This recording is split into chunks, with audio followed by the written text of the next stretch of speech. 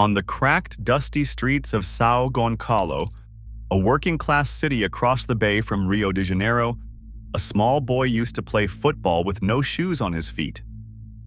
No boots, no socks, just bare skin against hot concrete and a ball that had been kicked half to pieces. He grew up close to poverty, in a neighborhood where life was never easy. And getting from there to where he is now, he has said, felt like a distance that could never be crossed. That Barefoot kid is now 25 years old. He plays for Real Madrid. He has been voted the best player on the planet, and he scored the goal that won a Champions League final. And right now, as Brazil chase a 6th World Cup title, the hopes of a football-obsessed nation of more than 200 million people rest on his shoulders. His name is Vinícius Jr., and this is the story of how he got here. The record-breaking teenage transfer that nearly buried him. The abuse that drove him to tears, and the fight that changed the law in an entire country. The night he was robbed of football's biggest individual prize. And why, in the summer of 2026, an entire nation is daring to believe again. But to understand the player, you have to understand the kid. Vinícius José Paixão de Oliveira Jr. was born on the 12th of July, in the year 2000 in São Gonçalo, in the state of Rio de Janeiro. His family did not have money. That is the simplest way to put it. They lived in a modest, crowded home, and there were stretches when affording the basics was a daily struggle. His father came from that same working-class world. He was a man who did hard, physical labor to keep his family afloat. Construction, manual jobs, and later work as a cabling technician. He took on whatever he could find, often more than one job at a time, and a huge chunk of that money went toward one single purpose: his son's football. Because the father saw it early. He saw something in the boy that was worth sacrificing for. When Vinícius was around 5 or 6 years old, his father took him to a Flamengo branch office in their neighborhood of Mutua. Flamengo was the family's club, the team they loved, and the giant of Rio that ran football schools all across the region. And here is a detail that sounds almost like a joke now, given everything that came after. When the young Vinícius was first registered, the club documents listed him as a left back, a defender. Think about that for a second. One of the most explosive attacking players of his entire generation, a winger who would torment the best defenders in the world, started his recorded football life as a fullback. It didn't last long. The talent up the pitch was too obvious to ignore. Between 2007 and 2010, Vinícius also took futsal lessons, the fast, technical, small-sided indoor game that has produced so many of Brazil's greatest dribblers. Futsal is where the magic gets built. The tight spaces, the constant touches, the demand to be sharp and creative in a phone booth of a playing area. It teaches you to control the ball like it's tied to your laces and to make decisions in a fraction of a second. Vinícius soaked it all in. At the age of 9, he tried out for Flamengo's futsal team and was told to come back the following year. He came back, and the next time, he made it into the club's youth football setup. As a boy, he idolized Robinho, the Brazilian forward famous for his dazzling step-overs and trickery. You can see that influence in the way Vinícius plays, the same love of taking a defender on, the same fearlessness in one-on-one situations. But chasing that dream came at a real physical cost. Flamengo's main training ground, the famous complex known as Ninho do Urubu, the vulture's nest, was around 70 kilometers from his home. 70 kilometers, day after day, for a kid. The journey was exhausting, and it ate up enormous amounts of time. So a decision was made. To shorten that punishing commute and give him the best possible chance, the young Vinícius moved in with his uncle. He left his own home as a child to chase this. The club began offering financial support to keep him in the system, and a handful of businessmen helped fund his development because everyone who watched him could feel what was coming. And what was coming arrived faster than anyone expected. On the 13th of May, 2017, at just 16 years old, Vinícius Jr. made his senior professional debut for Flamengo, coming off the bench in a draw against Atlético Mineiro. He was a boy sharing a pitch with grown men in one of the most passionate leagues on earth. And it took him almost no time to announce himself. That August, in a Copa Sudamericana match against the Chilean side Palestino, he came on as a substitute with under 20 minutes to play. Within about 30 seconds of stepping onto the grass, he scored. 30 seconds. Flamengo won that game 5-0, and a legend was beginning to take shape. The kid from São Gonçalo wasn't just good, he was electric, and the giants of Europe had already noticed. Real Madrid, the 13-time, 14-time, 15-time European champions, the club that signs the best players in the world the way other clubs sign average ones, came calling. And they were not subtle about it. In a deal that would become one of the landmark moments in modern Brazilian football, Madrid agreed to pay a fee of around 45 million euros for a teenager who had barely started his senior career. At the time, that made him one of the most expensive Brazilian players ever sold, sitting just behind Neymar, and it set a record for a player under the age of 18 leaving Brazil. He officially completed the move and joined Real Madrid in 2018 after his 18th birthday. Stop and absorb what that actually meant for a young man from his background. He had gone from playing barefoot on broken streets to becoming, almost overnight, a 45 million euro investment for the biggest club on the planet. The expectation was crushing. The Spanish press, the Madrid fans, the entire football world, all of them were watching to see if this kid was the real thing or just another expensive teenage gamble that would fizzle out. And for a while, it genuinely looked like it might go the wrong way. Because here is the part of the story that people conveniently forget now. Vinícius Jr. was not an instant hero at Real Madrid. Far from it. He arrived raw. Yes, the dribbling was already spectacular. He could glide past defenders, turn them inside out, leave them on the floor.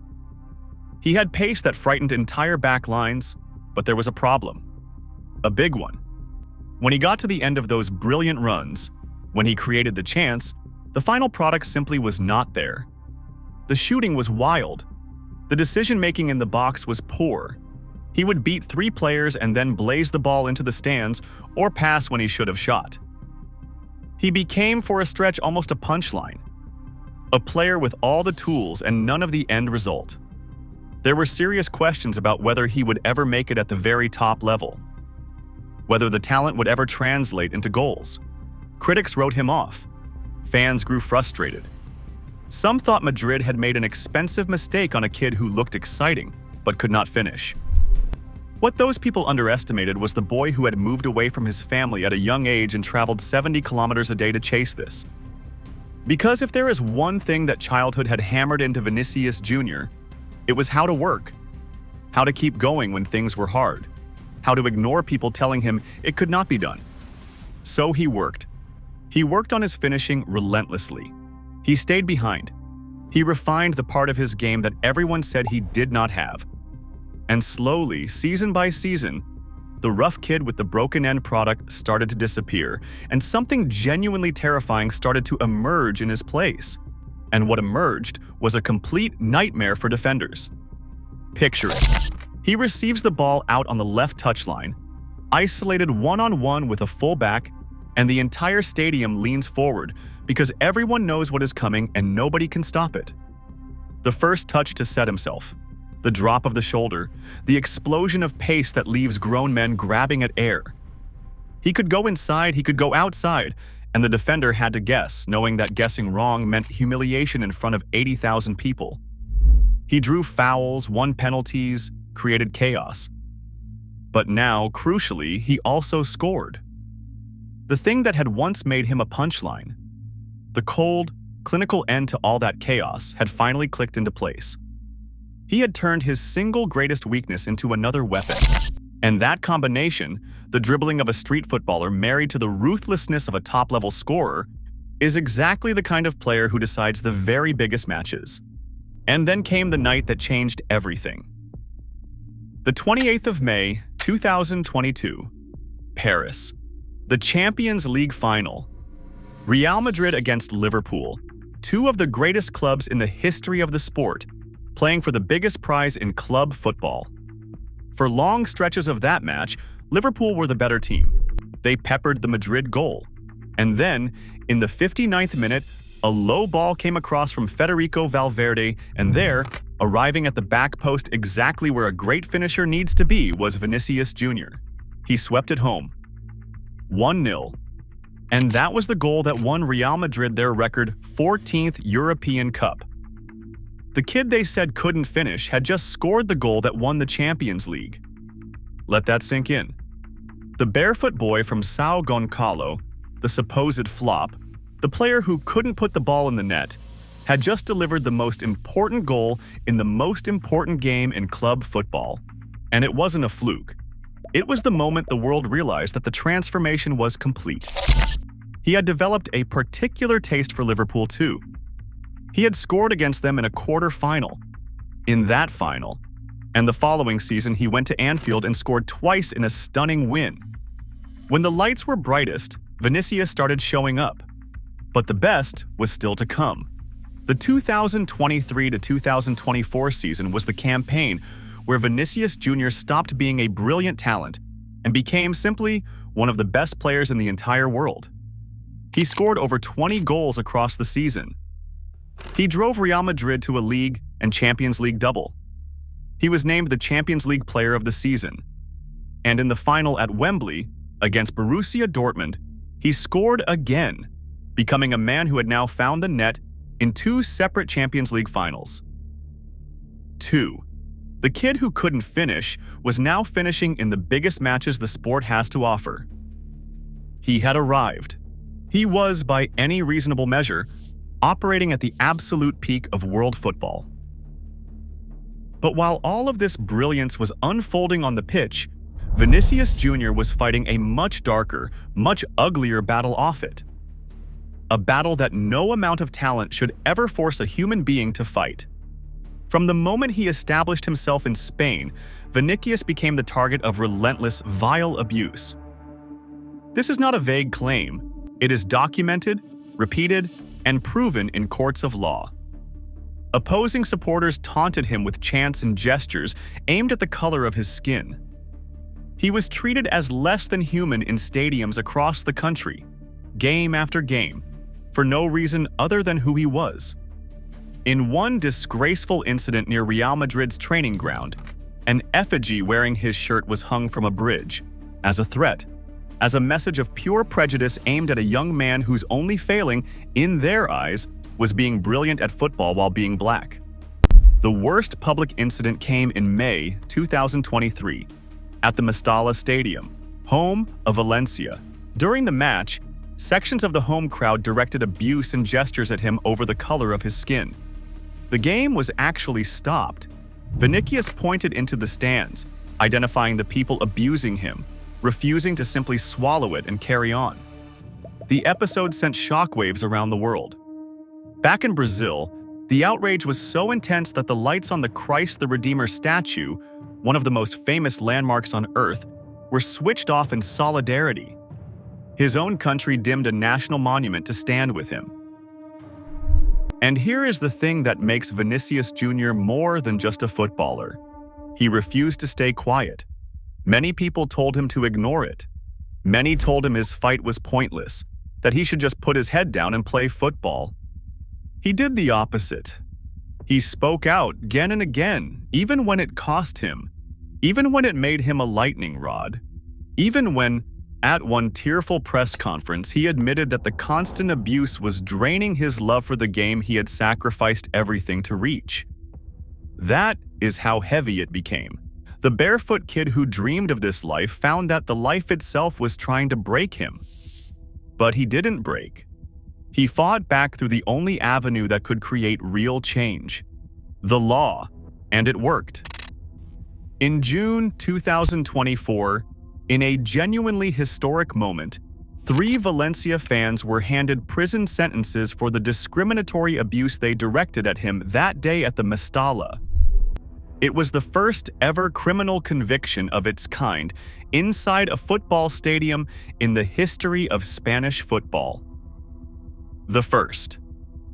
Vinícius responded with a line that has come to define his entire stance on the issue. He said he was not a victim.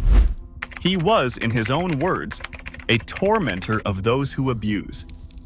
He said the conviction was not for him, but for every person who has ever been targeted for the color of their skin, and he warned the offenders to be afraid, to be ashamed, and to hide. More convictions followed in the years after. A young man who could have simply collected his enormous salary and looked the other way instead stood up and forced an entire footballing nation to confront its ugliest problem. For that work, he was honored with awards recognizing his impact far beyond the pitch. That is character. That is the kind of thing that turns a great player into something bigger. Which brings us to one of the most controversial nights in recent football history, and another moment where Vinícius Jr. was, in the eyes of millions, wronged. After that spectacular 2023 to 2024 season, the league and Champions League double, the goals, the Player of the Season award, Vinícius was the overwhelming favorite to win the Ballon d'Or. The Golden Ball, the single most prestigious individual prize in the entire sport. For a kid from São Gonçalo who grew up watching his idols lift trophies on television, this was supposed to be the ultimate validation. The crowning moment, it didn't happen. On the night of the ceremony in Paris in October 2024, the award went instead to Rodri, the Manchester City and Spain midfielder, who had enjoyed a fantastic year of his own.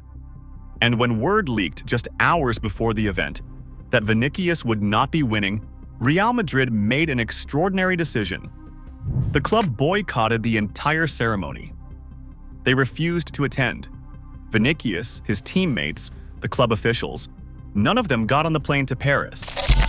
It was a stunning, very public statement of protest. Madrid felt their player had been robbed, and they were not going to show up and smile about it. Vinícius himself responded with defiance rather than despair. He made it clear that this would not break him, that if he had to prove himself 10 times over, he would. And then, just weeks later, he got a measure of revenge. In December 2024, Vinícius Jr. won the Best FIFA Men's Player Award. This is a different prize, voted on by a combination of national team coaches, national team captains, journalists, and fans from around the world. He finished ahead of Rodri, and in an emotional message afterward, he addressed that little boy who had watched so many idols lift trophies, and he declared that the boy's time had finally come, that his time had come, that he could now say, out loud, that he was the best player in the world and that he had fought enormously hard to get there. From a barefoot kid in São Gonçalo to the best player in the world. Officially. By the votes of the people who actually play and coach the game at the highest level.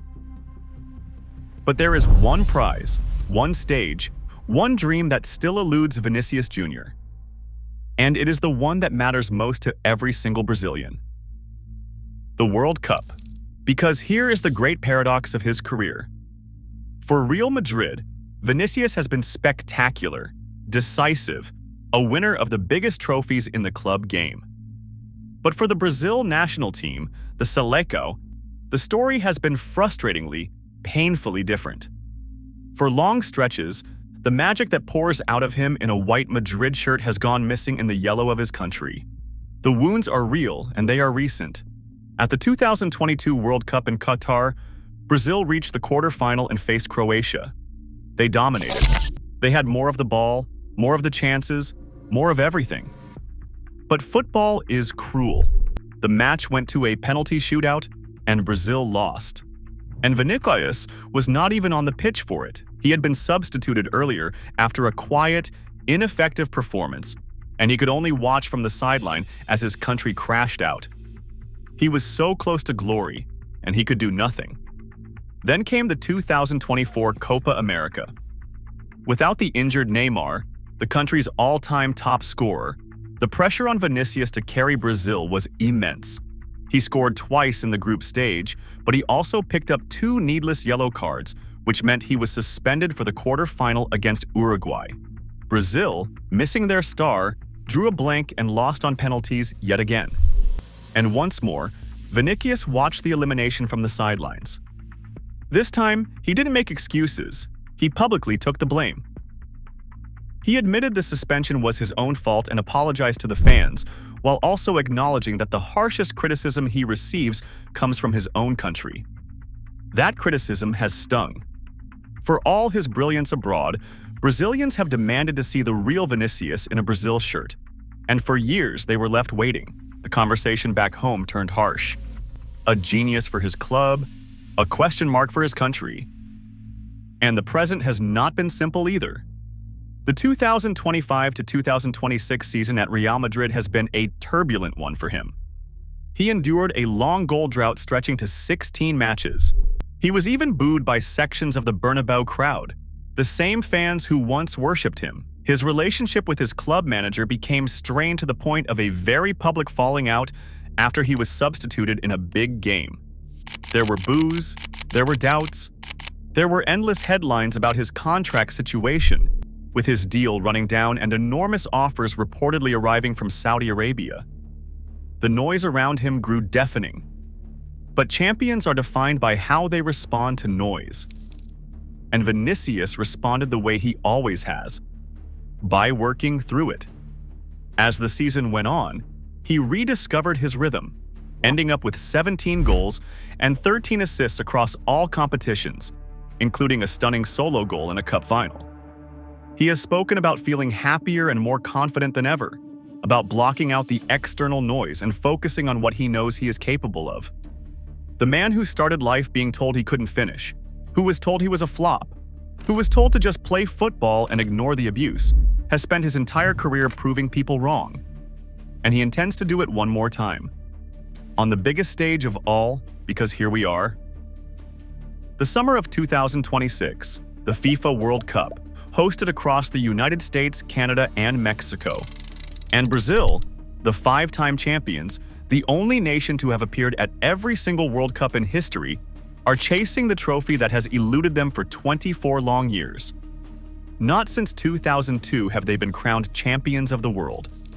For a country that treats football as something close to a religion, 24 years is an eternity. A national ache. And leading them, at the very center of everything, is Vinícius Jr. The man in charge of the team is Carlo Ancelotti, the most successful coach in Champions League history, the very manager who guided Vinícius through his greatest years at Real Madrid. The two of them know each other intimately. Ancelotti knows exactly how to get the best out of him, exactly how to build a team that lets his number 7 fly. It is a reunion that has filled Brazil with hope.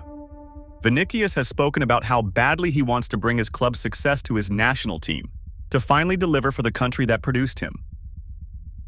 The early signs of this World Cup have been a perfect snapshot of the man himself. In Brazil's opening match against Morocco, the team was nervous, sluggish, second best for long stretches, and they fell behind. And then, when his country needed someone to drag them back into it, it was Vinícius Jr. who produced a wonderful goal to rescue a point. The whole nation exhaling through the boot of the barefoot kid from São Gonçalo. There is still work to do. The team is still finding its best form, but the message was clear. When Brazil are in trouble, they look to him. So think about the full distance this man has traveled.